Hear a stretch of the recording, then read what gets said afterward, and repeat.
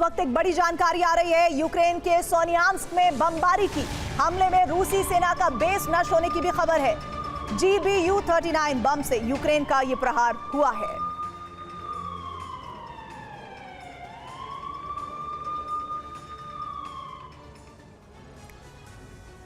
SCO summit के बाद चीन में रूस के राष्ट्रपति पुतिन की प्रेस कॉन्फ्रेंस हुई। इस मंच से पुतिन ने कह दिया कि अगर रूस के लक्ष्य शांति से पूरे नहीं होते तो सेना की अंतिम ही साधन रहेगा। ज़ेलेंस्की से बातचीत के दरवाजे खुले हैं, लेकिन उन्हें मॉस्को आना होगा। शर्त इतनी पेचीदा है कि यूक्रेन इसे मानेगा नहीं और ट्रंप ज़ेलेंस्की पर यह शर्त मानने का दबाव बनाने से बचेंगे। यानी ट्रंप का युद्ध विराम प्रस्ताव इतिहास हो चुका है। पुतिन की मंशा को समझते हुए यूक्रेन ने रूसी जमीन पर हमले तेज कर दिए हैं।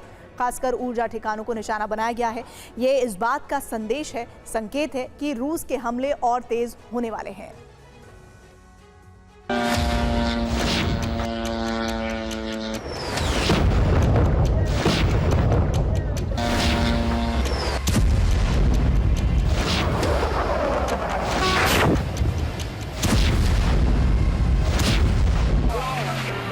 SCO समिट और बीजिंग के शक्ति प्रदर्शन मंच से पुतिन की ग्लोबल लीडर वाली छवि मजबूत हुई।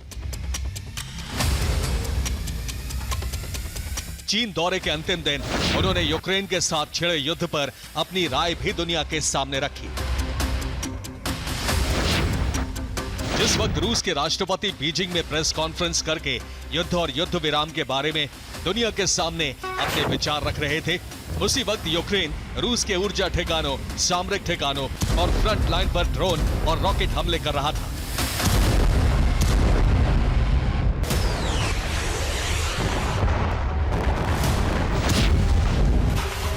खेरसोन जहां रूस का आंशिक कब्जा है और ऑफेंसिव ऑपरेशन जारी है, वहां यूक्रेनी सेना ने घातक हमले किए हैं।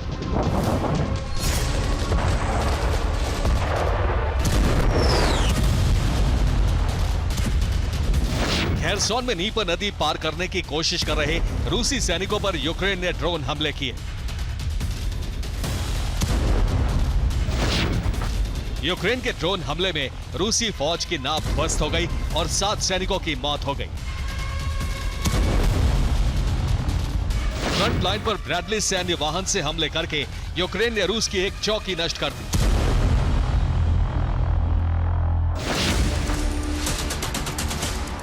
लुहांस्क में यूक्रेन ने ड्रोन हमले करके रूस के कई सैन्य वाहन तबाह कर दिए। ज़ेपोरिज़िया में यूक्रेन ने रूस के S-300 एयर डिफेंस सिस्टम के लॉन्चर और बक एयर डिफेंस सिस्टम को नष्ट करने का दावा किया है। इसके साथ ही फ्रंट लाइन पर MiG-29 ने हैमर बमों की बरसात भी की। जिस वक्त फ्रंट लाइन पर यूक्रेनी फौज बारूद बरसा रही थी, उसी वक्त राष्ट्रपति पुतिन युद्ध विराम की बात कर रहे थे।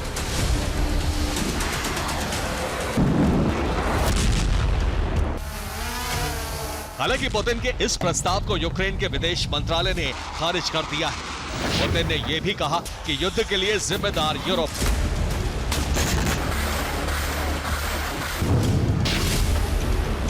प्रेस कॉन्फ्रेंस में पुतिन ने ज़ेलेंस्की को वार्ता के लिए मॉस्को आने का न्योता दिया।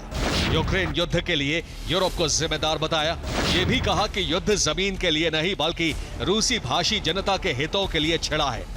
यह भी कहा कि यूक्रेन लंबा युद्ध लड़ने में सक्षम नहीं है।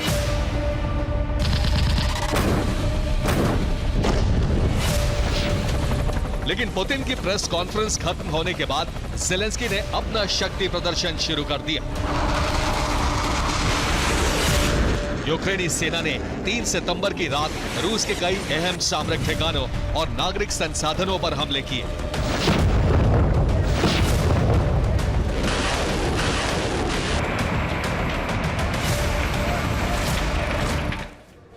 3 सितंबर की रात को यूक्रेन ने रूस के सारातोव पर ड्रोन अटैक किए। यूक्रेन का टारगेट सीमाई शहर सारातोव में रूस का अर्ली वार्निंग रडार सिस्टम बना।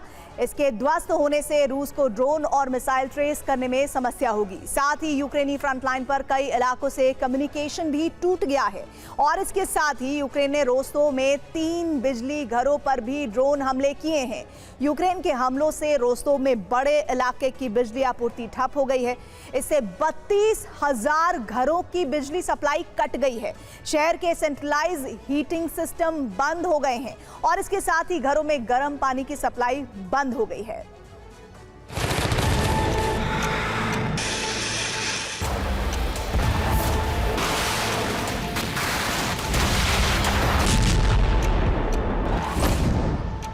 रोस्टोव के बिजली घरों और रडार स्टेशन के साथ साथ यूक्रेन ने रूसी रेलवे नेटवर्क पर भी ड्रोन हमले किए हैं।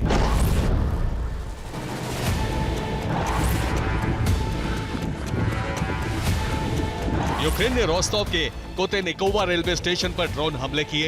इन हमलों से रूसी रेलवे स्टेशन का बड़ा हिस्सा क्षतिग्रस्त हो गया। इसके साथ ही ट्रैक भी क्षतिग्रस्त हुआ है। रोस्टोव में रूस को ट्रेन की आवाजाही रोकनी पड़ी है।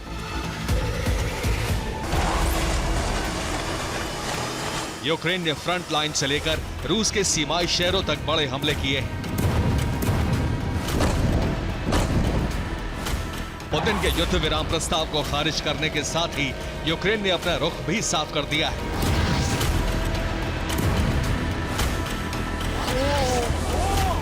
यूक्रेन के राष्ट्रपति वोलोदिमीर ज़ेलेंस्की ने कहा है कि डॉनबास इलाके से यूक्रेनी सेना पीछे नहीं हटेगी।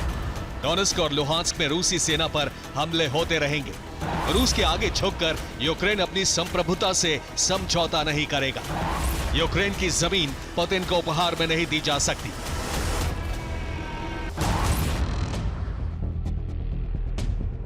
पुतिन अब से पहले ज़ेलेंस्की से वार्ता करने से इनकार करते रहे हैं।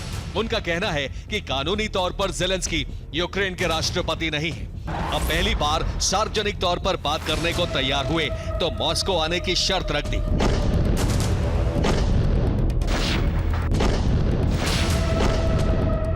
यूक्रेन पुतिन के जाल को बखूबी समझता है, इसीलिए मॉस्को का प्रस्ताव खारिज कर दिया गया और रूसी ऊर्जा ठिकानों पर भी हमले बढ़ा दिए गए।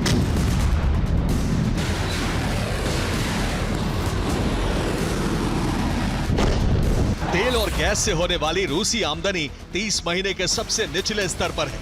प्रतिबंधों, यूक्रेन के हमलों से रूसी कॉर्पोरेट अब तक के सबसे बड़े घाटे में है। अगस्त के महीने में यूक्रेन ने रूस के ऊर्जा ठिकानों पर कई बार बड़े हमले किए।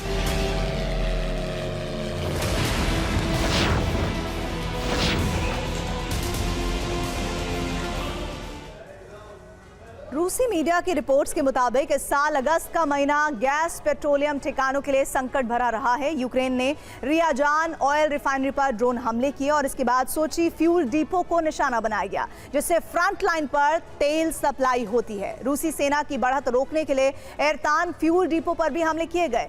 एक्सपोर्ट में बड़ी हिस्सेदारी रखने वाली सारातोव ऑयल रिफाइनरी पर 2 बार हमले किए गए।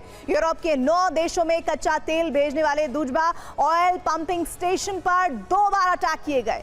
यूरोप को तेल सप्लाई में अहम भूमिका निभाने वाली वोल्गोग्राद ऑयल रिफाइनरी भी ड्रोन हमलों से जल उठी और इसी तरह निकोल्स्कोय ऑयल पंपिंग स्टेशन पर हमले किए गए। सीमाई इलाके में रूस की अल्बाश नेफ्ट ऑयल रिफाइनरी पर भी ड्रोन बरसाए गए और इनके अलावा सिरकॉन ऑयल रिफाइनरी पर 2 बार अटैक किए गए। कोई भी शेव ऑयल रिफाइनरी भी ड्रोन हमलों से क्षतिग्रस्त हो गई। इसके अलावा क्रॉस नोदर ऑयल रिफाइनरी का प्रोडक्शन 22% तक घट गया।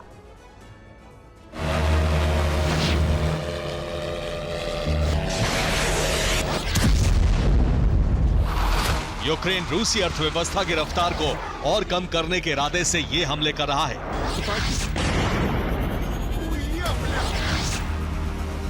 इस मकसद में वो कामयाब भी हो रहा है। रूस का तेल उत्पादन 32% तक घट चुका है।